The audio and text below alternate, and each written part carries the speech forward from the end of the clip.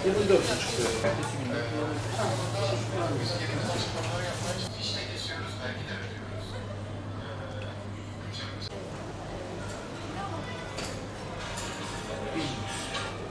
%140 lira. Son bir tane kaldı zaten. Grip aşısı normalde sonbaharın başında, işte Eylül gibi, Eylül'ün sonu gibi bütün depolara gelir, eczanelere dağıtılırdı. Bu sene ciddi sıkıntılar var. Bulamıyoruz. Hastalarımız yaptıramıyorlar. Hastalar sıraya giriyorlar bu iş için. Geçen sene kullandığımız depolarımıza gelen grip aşıları yaklaşık 25-28 lira civarındaydı. Bu sene aynı grip aşısı 72,5 lira. Hasta parasını yani verebilecek durumda ama bu sefer ilacı da bulamıyor. İlaç yok. Hiçbir şekilde temin edemiyoruz. Çok büyük sıkıntılar var. Hastalar sıra yazdırmış durumdalar. İşte yaşlılar var, astımlı hastalar var, tansiyonlu hastalar var. Bunların yaptırmaları gerekiyor ve gribe yakalandıkları zaman ciddi sıkıntı çekiyorlar. O yüzden grip aşısında çok büyük sıkıntılarımız var. Çözülecek gibi de durmuyor. Zaten sezonu da çok az kaldı. Yaptıramıyorlar şu anda. Bu aydan sonra yapılacak grip aşısı yine etkili olur ama tabii ki ilk başta yapılan kadar değil. İlk başta işte koruyuculuk oranı %80 ise bundan sonra gittikçe düşecek bu oran. Yani daha çok hastalığa yakalanacağız, daha çok hasta olacağız, daha çok ilaç kullanacağız.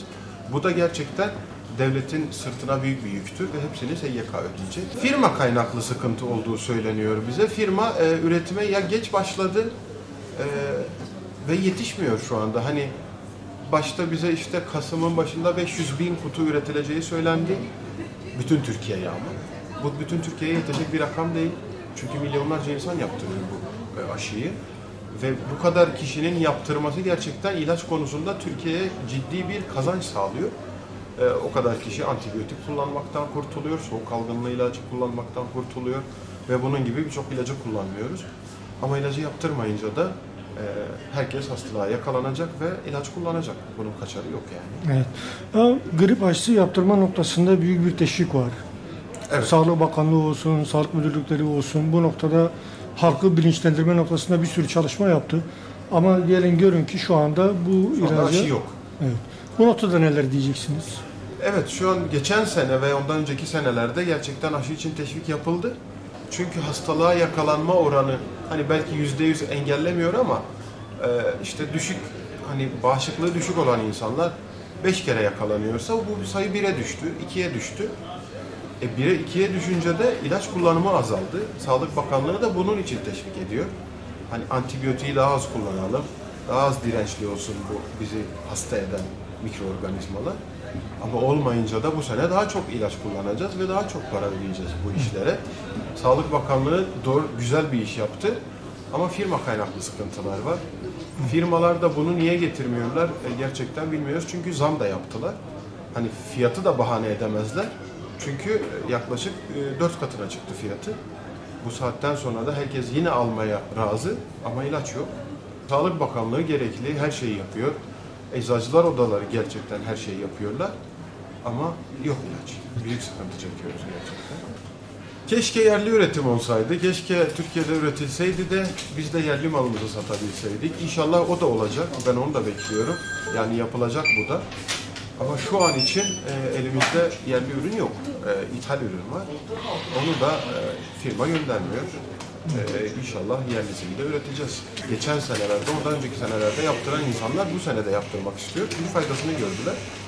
Ama bulamadıkları için biz de sıkıntı çekiyoruz. Yani hastaya her gün yok yok demekten utanıyoruz artık. Depoya da sorduğumuz zaman gelecek, bekleyin. 20 kişi bekliyor, 3 tane geliyor, 2 tane geliyor. Birini arıyorsun, diğeri bu sefer ilaçsız kalıyor. Biz de sıkıştık gerçekten. Keşke bir çözüm gelse de biz de kurtulsak. Ben tavsiye ediyorum, gerçekten yapılmasını da istiyorum. Ben de bulduğum zaman yaptırıyorum. Ben de kendim de yaptırıyorum aşıyı. Koruyorsun gerçekten. Hastalığa bazen bütün kışı, biraz da kendinizi korursanız bütün kışı hiç hasta olmadan atlatabiliyorsunuz. Bu da hem ilaç kullanmama açısından sizi çok rahatlatıyor. Hem de işte hasta olmuyorsunuz, işinize gücünüze bakıyorsunuz. Gerçekten şimdi bu grip aşısını sezonunda, tam sezon başında yüklü miktarda üretirlerse bunu üreten firmalar, Hani biz de sezonunda yaptıralım, hastalarımız da yaptırsınlar ki hastalığa yakalanmayalım, ülke ekonomisine katkımız olsun, ilaç kullanmayalım. Sonuçta bizim çok iyi bir sağlık sistemimiz var, ilaçlarımızı devlet ödüyor. Biz çok küçük bir kısmını ödüyoruz. Biliyoruz devletin sırtında büyük bir yüktür bu. Ama sistemimiz böyle, devletimiz yapıyor bu işi. İşte biz de grip aşısını kullanabilirsek bu ilaç kullanımını çok azaltacağız. Sezonunda bekliyoruz grip aşısını, geç değil. Ablası aslında. Yani.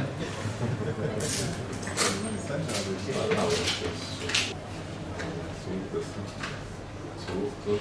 Sıcaktasın. Acayip bir mod var.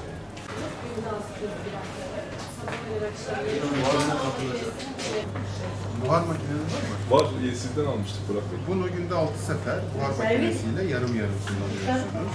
Bu da buhar makinesiyle kullanılacak. Sabah akşam buhar makinesiyle kullanılacak. Bu soğuk algınlığı için şurubu, sabah öğlen akşam yarım ölçek veriyorsunuz.